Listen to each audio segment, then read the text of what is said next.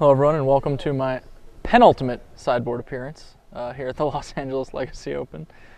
We've got a finals underway shortly. Michael Hetrick on Blue-White Miracles, splashing red into his version, and he's playing against Benjamin Brisicki. Man, if I'd known he was going to make it to the finals, I would have made sure I knew how to pronounce his name more accurately, playing Rug Delver. And it's a tough fight, generally speaking.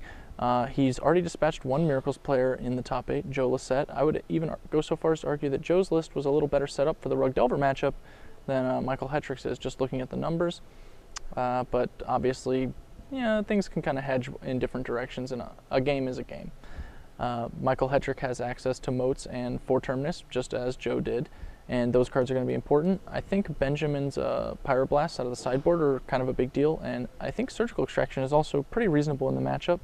Extracting something like a Terminus can really limit the options that Hetrick is going to have, and you can do some kind of cute things with Extraction against setup Miracles, with Thoughtscour against setup Miracles, and shaking up counterbalance locks as well.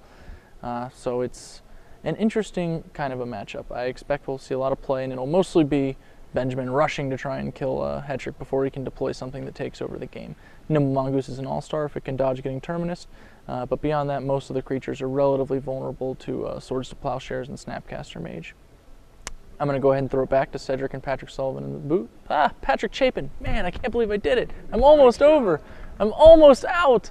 Oh, man. Well, we're going to throw it back to Patrick and Cedric in the booth and stick to the first names.